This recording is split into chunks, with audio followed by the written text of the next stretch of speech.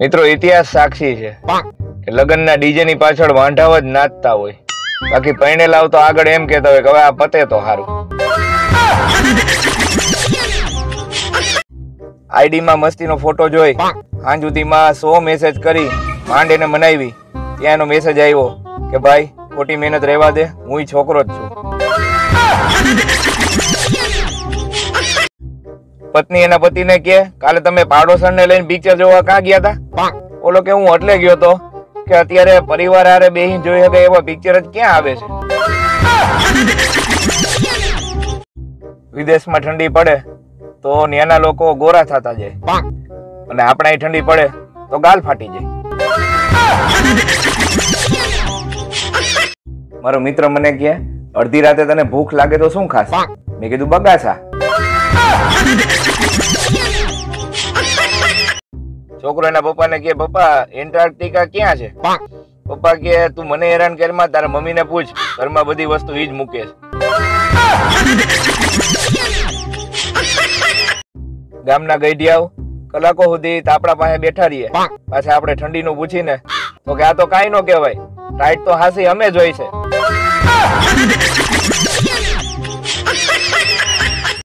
હું નાનો હતો ને ત્યારે એકવાર સાયકલ ઉપરથી પડી ગયો હતો, ત્યારે ઇન્સ્ટાગ્રામ નહોતું, એટલે આ વાત આજે કહું છું.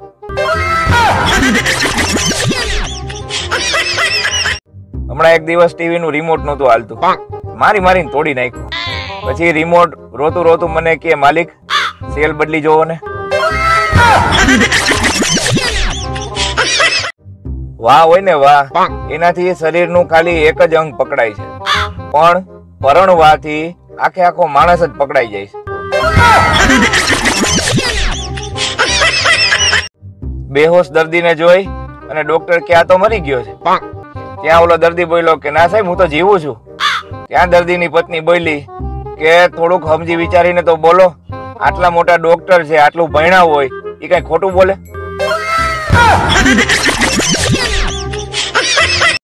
હું કોઈ જ્યોતિષ નથી, પણ છતાંય કહી દઉં કે ગયા મહિના કરતા આ મહિને તમારા ઘરે લાઇટ બિલ ઓછું આવશે.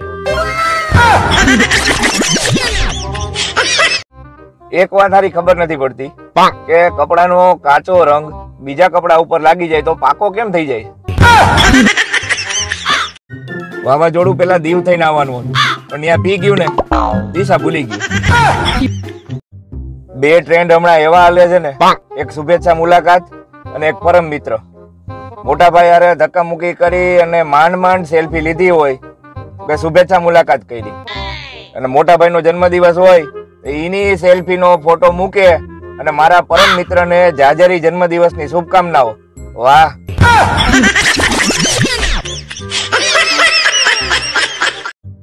છોકરો કે તું એવું મારામાં શું જોઈ ગઈ કે એક જ વારમાં હા પાડી દીધી? ઓલી કે મારા ફઈ તારા ઘરની પાછળ રહેતા હતા, એકવાર હું ત્યાં આવી ને તો તારા મમ્મી તને ચપ્પલે મારતા હતા અને તું નીચું મોઢું કરી અને શાંતિથી માર ખાતો હતો. બસ નક્કી કરી લીધું કે લગ્ન આની હારે જ કરવા.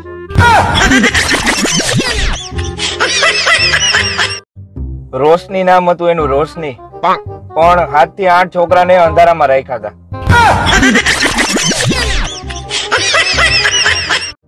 પત્ની ખુશ તો પતિ ખુશ, અને જો પતિ ખુશ તો પત્ની વિચારમાં કે આ કેમ ખુશ.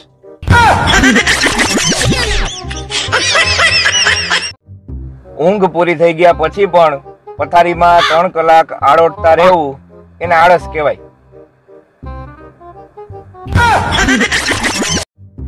મને ખબર નથી કે આ લોકો ક્યાં જઈ રહ્યા છે.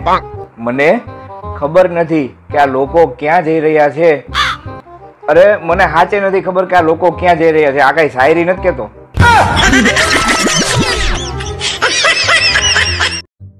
એક ભાઈ હોટલ મેનેજર ને ગુસ્સાથી કે આવી નાની ઓરડી ને એમાં એક ઉપર પંખો છે, એક નાનું ટેબલ છે અને ભાડું 1500 રૂપિયા. વાહ, અમને તો લૂંટવા જ બેઠા છો. બોલો કે ભાઈ હજી રૂમ જોવાનો બાકી છે, આ તો લિફ્ટ છે.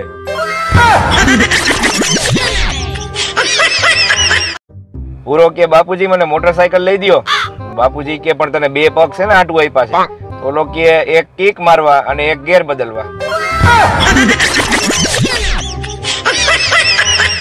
તારા ને મારા વચ્ચે આવતી બધી ભીતો હું પાડી દઈશ.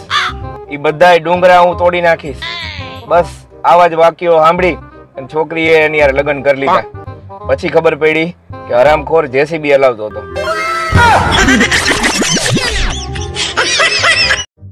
ટીચર કે તારી મમ્મી તને 1 રૂપિયો આપે અને તારા નાના ભાઈને 2 રૂપિયા આપે તો કુલ મિલાવીને શું થાય? પૂરો કે ડખો જ થાય ને.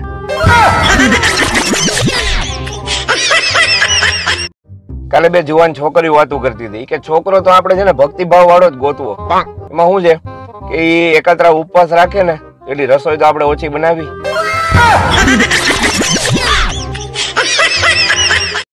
એક 70 વર્ષના ભાભા અને માજી બાજુમાં બેઠા હતા. તો બાપો એને ડાર્લિંગ કીધા રાખતો હતો. એક જુવાનીઓ એને પૂછ્યું કે બાપા તમારે આ ઉંમરે કે પ્રેમ તો જો. એટલે બાપા કે પ્રેમ કે એવું કઈ નથી, પણ મહિના દીથી એનું નામ નથી યાદ આવતું.